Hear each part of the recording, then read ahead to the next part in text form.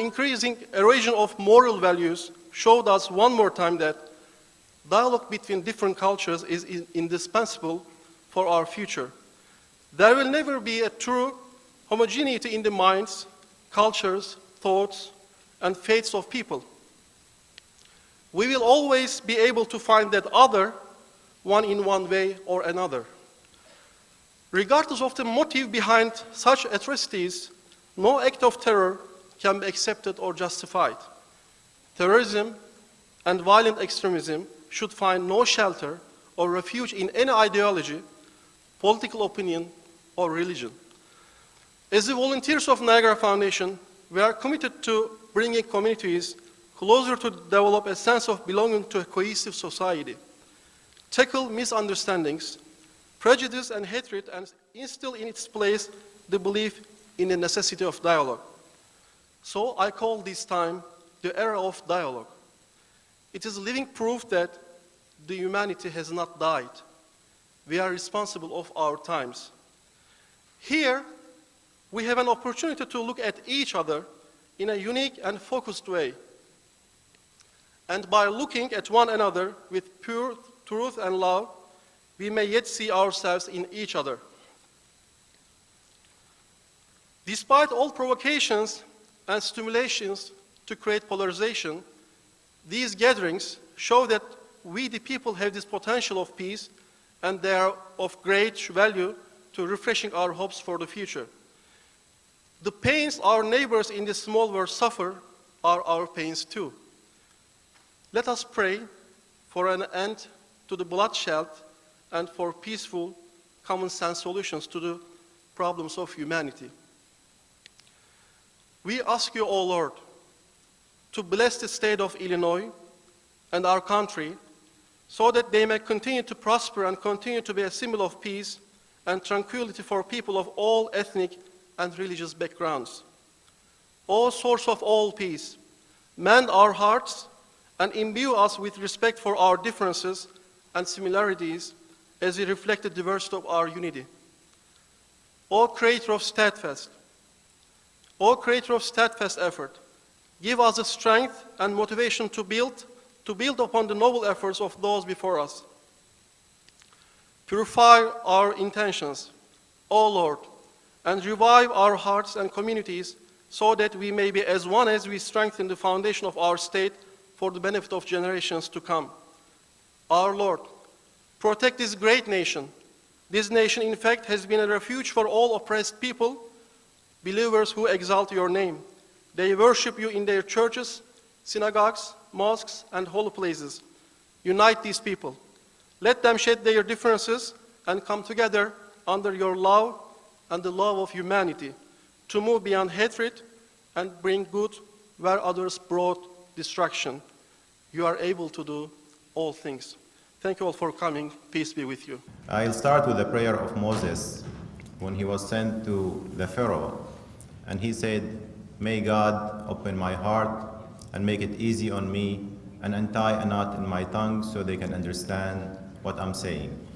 So I'm really happy that I was not sent to the Pharaoh. We have pharaohs in this life. One of them is Bashar al-Assad, the president of a country I came from Syria.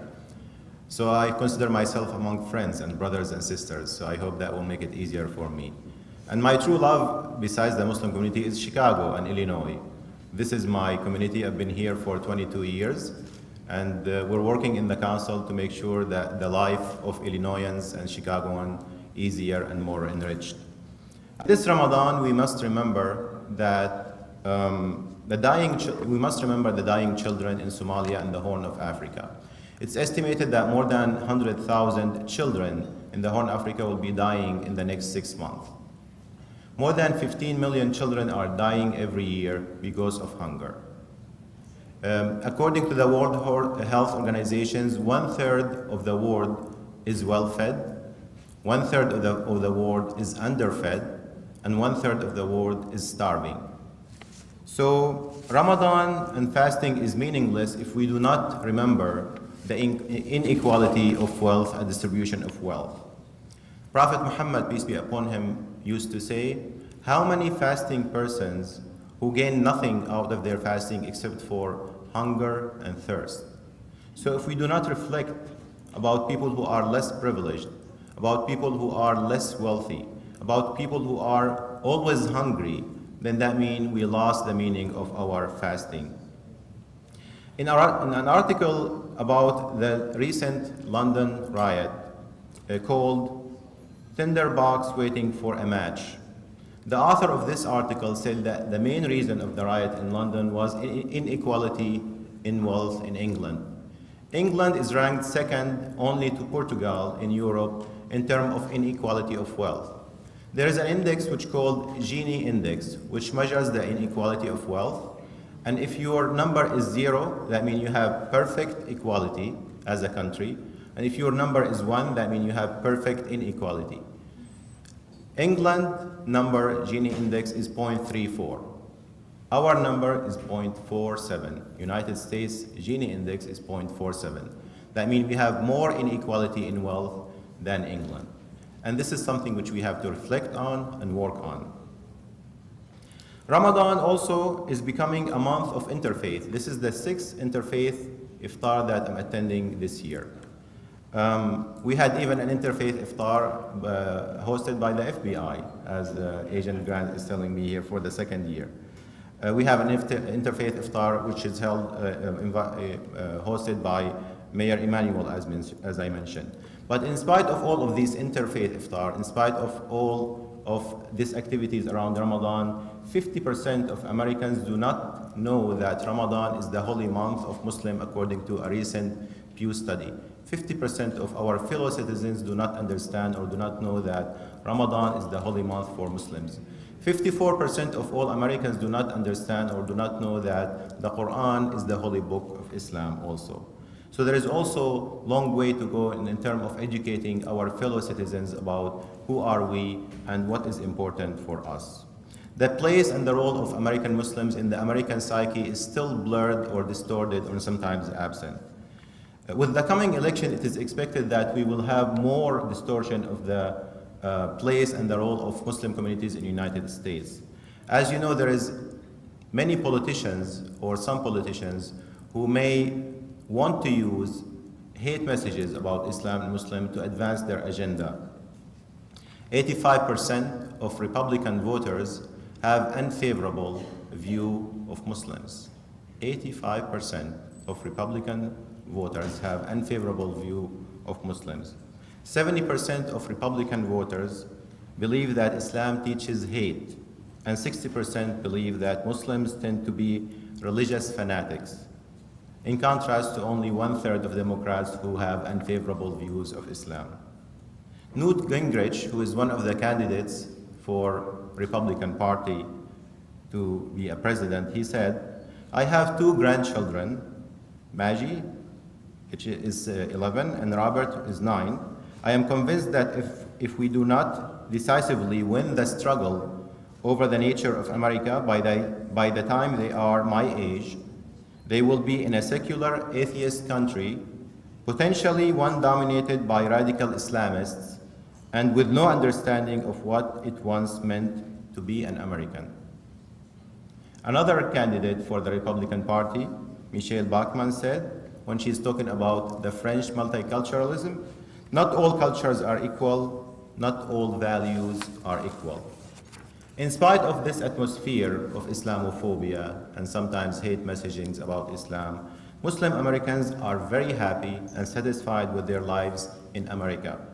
According to a recent study, Muslim Americans are happy and satisfied. They believe that hard work will advance them. They trust the system. They trust the election more than any other religious groups. One of the surprising findings of this study, which I'm talking about, which came just a few months ago, that Muslim Americans are the most tolerant of United States faith groups which were studied. Most tolerant. They used an index to measure how tolerant you are as a religious community to other faith groups. And they ranked faith groups to isolated, if you do not believe that you learn from other religious groups, to tolerant, if you believe in live and let live, and also integrative, which is the highest class, where you believe that you can learn from other religious groups. And Mormons and Muslims were the highest in terms of integration and tolerance, more than Protestant, more than Catholic, more than Jews in this country, which speaks for the true essence of Islam, where we believe that we are on equal footing with all religious groups and that we have a lot to learn from other religious groups. And let me end with this point.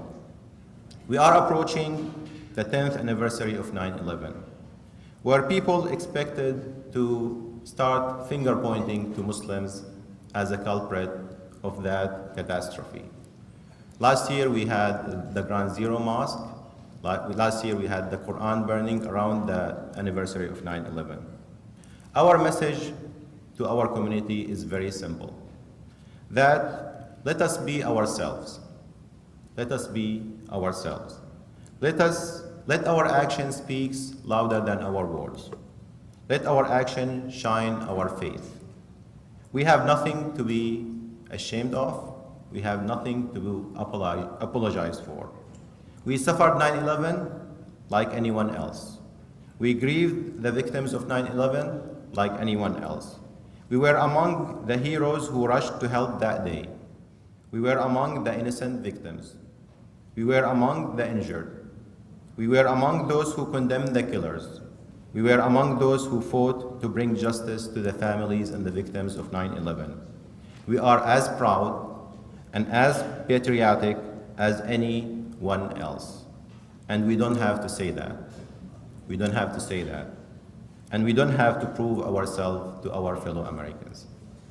And let me end with a quote from President Obama in his this year address in the iftar in the White House. This speech, by the way, was written by a Chicago Muslim. His name is Rashad Hussein.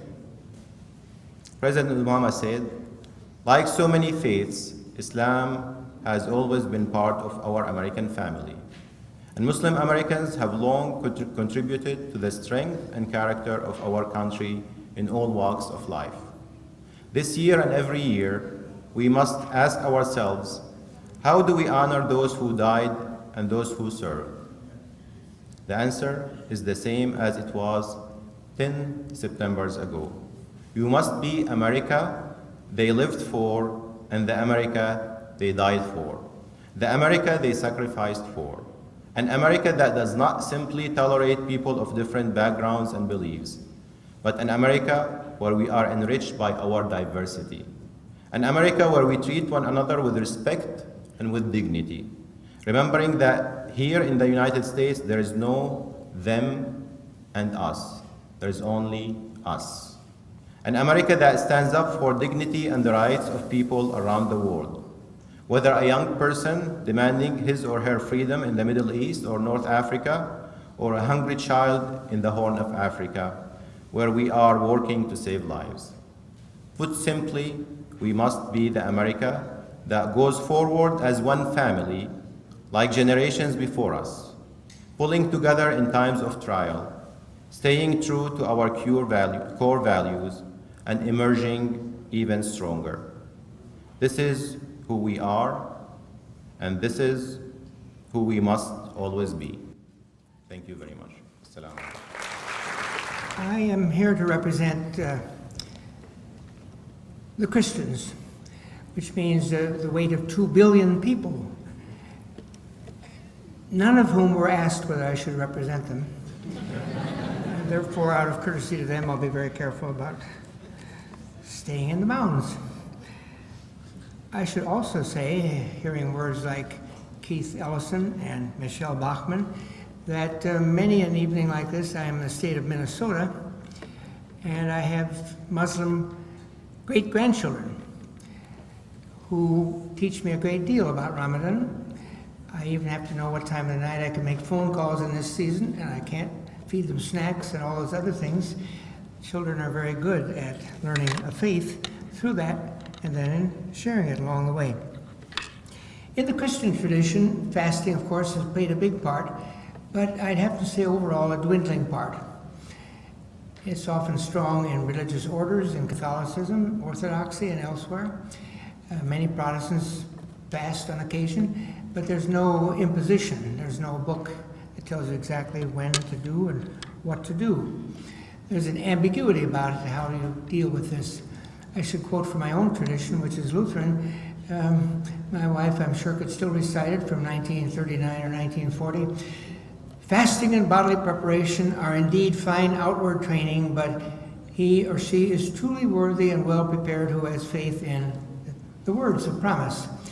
Bodily, but bodily is not slighted at all in the Christian traditions, and the connection between what goes on in bodily performance, fasting, and the inner life of the spirit becomes very important along the way. Almost all faiths have some version or other of connecting the act of eating or with refraining from eating with the deepest elements of piety, faith, learning, theology, and prayer.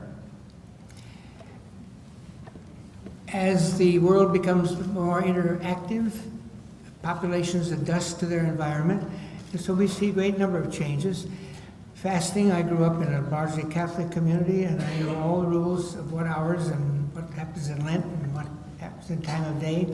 In 1965, a great deal of that changed, but quite a few voluntarily gone back to that, and there's a great deal of that going on. The key thing in all of these, in the case of Christianity, is that they were outward training, and you didn't dare think that because you were following that, that was what made you right with God. You could read in we call it the Mecca period, language like, O you people, we have created you from a single male and a single female, and we made you nations and tribes, so you may know each other. Indeed, the most honorable among you are those who are righteous. We can read verses like, O you people, respond to God's order by believing in Him. Language that is universal, language that reaches to everyone. But yet, the verse that I will share with you today in relation to Ramadan, it starts by, O you who believe. In relation to make a connection, even with this language, where God said in the Quran, O you who believe, fasting has been prescribed on you the way it has been prescribed on people prior to you. So even with the language of directing it to the believers, it did not disconnect them that they are still connected to other people of faith prior to them. And fasting was the common ground. As Muslims, we believe that there are 4 areas that brings all people of faith. That we all believe in God, that we all worship God, that we are in the business of bringing benefit to humanity and preventing harm, and that we all share values of ethics and morals. We believe if it was from Adam to Noah to Abraham to Moses to Jesus to Muhammad to anyone in between, the prophets and messengers, these 4 areas or themes really represent what we can come together and be united and working together for the well-being of us and humanity at all. It ended up by saying, so you might be righteous, so you might be God-fearing, so you might be conscious of God in your life. And this regulates the relationship with people around the world. So if there are people, like it has been mentioned before, in Somalia are facing hunger, fasting should let me feel some of the pain of what it means to be without food. And then I would appreciate every single bite of bread or drink of water, that people are walking for 350 kilometers barefooted. They're dying, and our rituals, if someone dies, we have to give them a bath before we bury them. There is no water to give them bath. They're just burying them the way they are. We are supposed to get from fasting this connection with people and let the fasting reflect on how should I be appreciative of what I have on my table. Teach my children, I always tell my congregation, instead of sending every year your kids, I'm not saying don't, but if you're just taking them to Florida and Los Angeles and Universal Studios here and other things there, take them to some of the neighborhoods here in Chicago or overseas and let them see the people who are underserved, who don't have houses like we have, who don't have food like we have, and let them appreciate everything they have. The second point under the righteousness as a conclusion out of fasting is that if you can make it to quit essentials of life, food and water, from dawn in the morning till sunset, then you are able to let go bad habits in life. It's not about the stomach that is fasting. Let your eyes be fasting. Let your tongue be fasting. Let your ear be fasting. Don't sign on any bad checks. Don't let your legs take you to anywhere there. You might be causing harm for others. Fasting is about fasting not just of the stomach, it is about the whole body and even into the heart. I hope that we will all come closer. We will all be under the umbrella of friendship and dialogue. This is our understanding of Ramadan. Ramadan Mubarak and blessings to all of you. And Assalamu alaikum, peace be with you all. Because I was looking to say something tonight, so I looked in the Quran in Surah Al-Baqarah, which talks about the Shahru Ramadan, and it mentions that the Quran was given in Ramadan. وَبِينَةٍ مِنَ الْهُدَى وَالْفُرْقَانِ. The term Furqan is a term for the Quran. It can be translated as judgment or proof, and Said Qutb's translation has a standard to distinguish right from wrong. In Judaism, we have a term Furqan also, and we pray this every Sabbath. It's actually not a prayer in Hebrew, it's in Aramaic.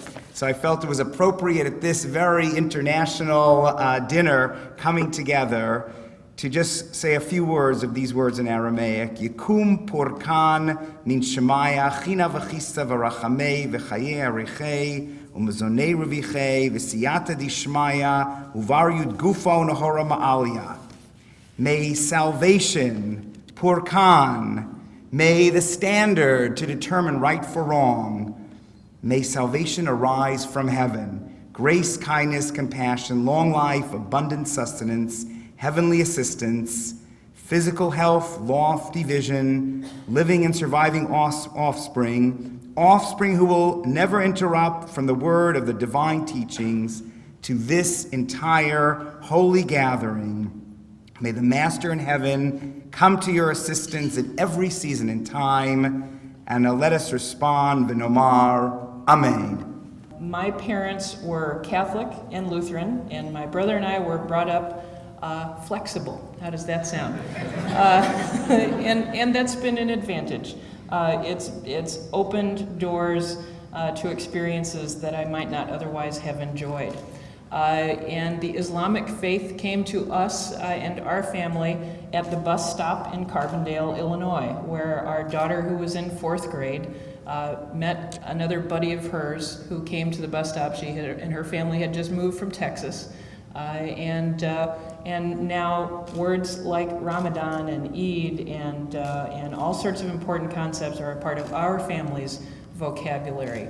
And what it means to us is there are many circumstances that are like this, but when you work together, when you sacrifice together, when you unite for one common purpose that is bigger than any one individual, it gives us a new sense of resolve, of what we can accomplish together.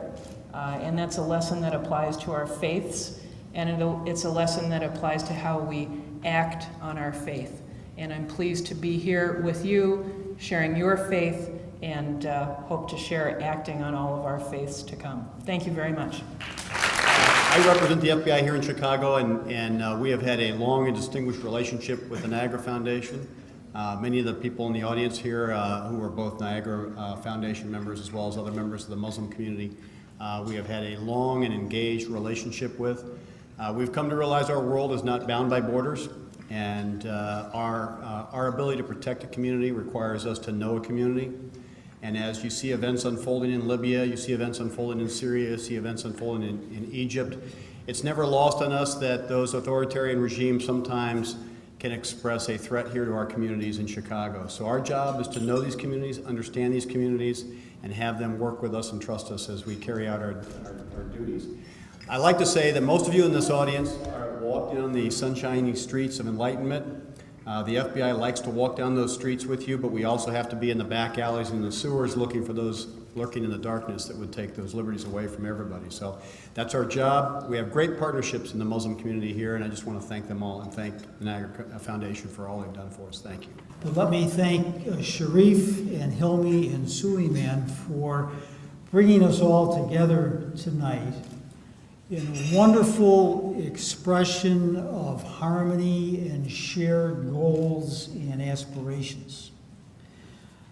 This evening's gathering is much like the United States of America, which is a very welcoming country. Just the other day, I was asked to offer some remarks to some people who had successfully completed a course to prepare them to take the application for citizenship in the United States of America. And as part of my remarks, I simply said to these successful people having completed this course, not every country in the world would do this. These people were all recent arrivals in America. And pursuant to our system and pursuant to our goals and aspirations for ourselves and for our country, they were welcomed. All they need do is to do some preparation, take a simple application. America is a very welcoming country. Sometimes that path to welcome can be a little difficult. Sometimes there can be some bumps in the road. Sometimes there can be abuse of new arrivals. But on balance, for over 200 years, this is the country in the world that says to those seeking a better life, come here, join us, be one of us, but bring with you your values and your aspirations that you developed in your home country. And then we'll all be together. That's my view of America. I'm sure it's your view of America. And I want to thank again the Niagara Foundation for the fine work you do and for bringing us together tonight. So it's difficult to come be, after my leader, but that's not a bad place to be. I'm State Representative Karen Yarbrough, and I've had the honor of serving in the House since the year 2001.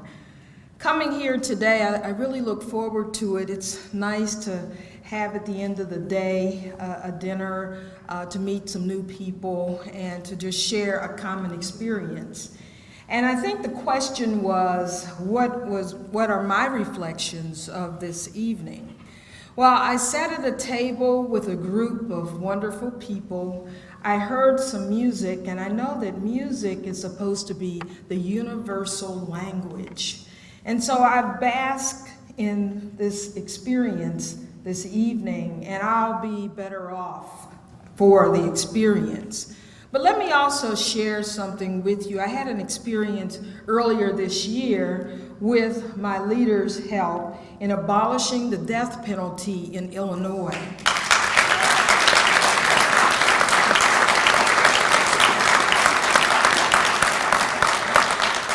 I have to mention our leader in the House because there's no way we could have done that in Illinois, in the Illinois House, and that's where it started.